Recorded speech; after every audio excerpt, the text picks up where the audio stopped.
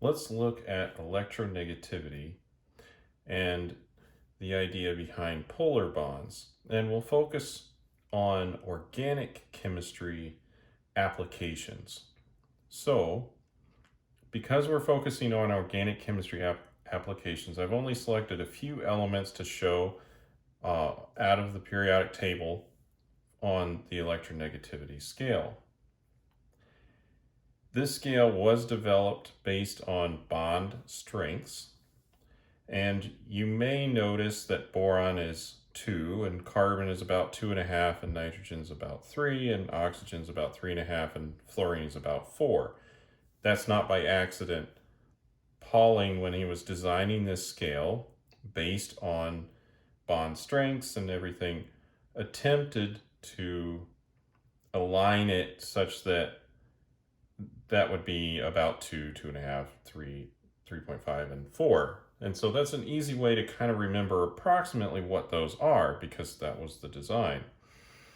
There have been other ways of trying to measure electronegativity, and so the values are not exactly those anymore, but we generally scale them so that they're close to what Pauling had because we're familiar with that. Anyway, that's enough about where electronegativity scale came from.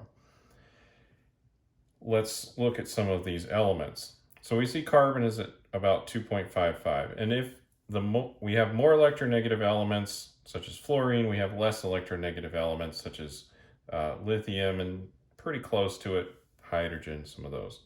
When we have large differences in electronegativity, we'll expect to have a polar bond. When we have small ones, they're not that polar. So let's look at some examples. If we have a carbon-hydrogen bond, we really consider this to be not polar. I mean, carbon has a little bit more electronegativity, but it's a small difference, and so it's not very polar.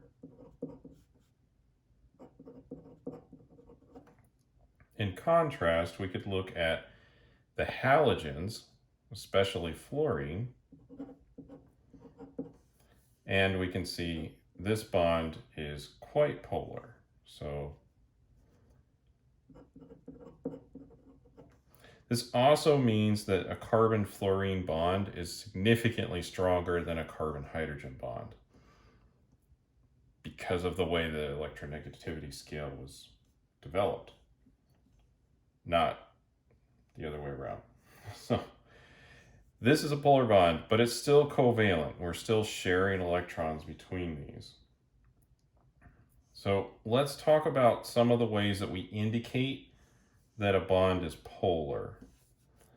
So one way to indicate it is by drawing an arrow. So I'll just draw up some molecule here that's going to have some polar bonds in it, and maybe some not so polar bonds. And we would start with where it's positive, and we draw an arrow to where it's more negative. So since hydrogen's a little bit less than carbon, we could draw a little arrow towards the carbon. And we could do the same thing next to this bond. But they're not very polar, and so I've drawn a smaller arrow.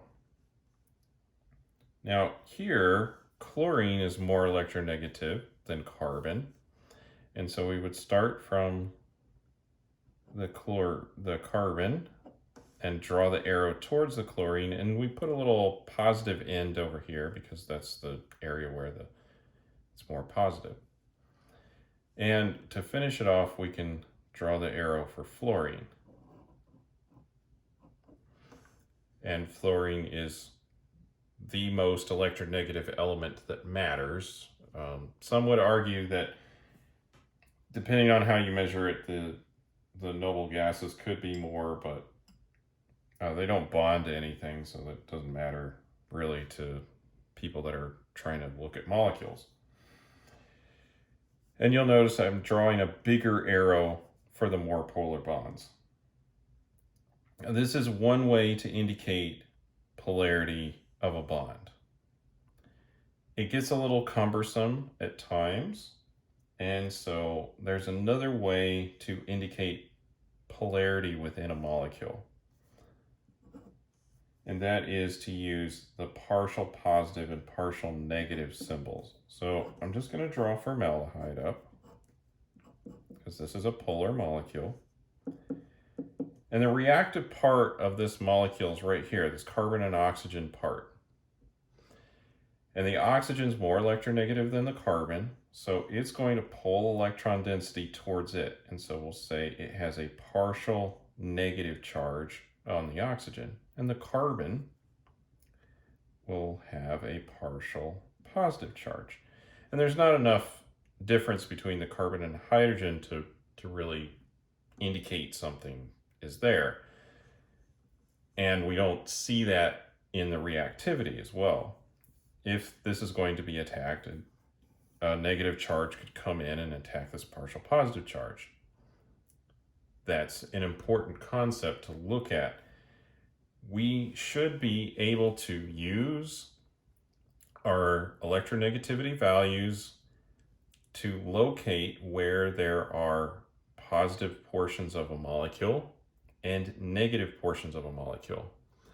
And a lot of organic reactions are a negative charge moving to an area where there's more positive charge. And locating where there's the most positive charge and where there's the most negative charge will help us predict what kinds of reactions can happen.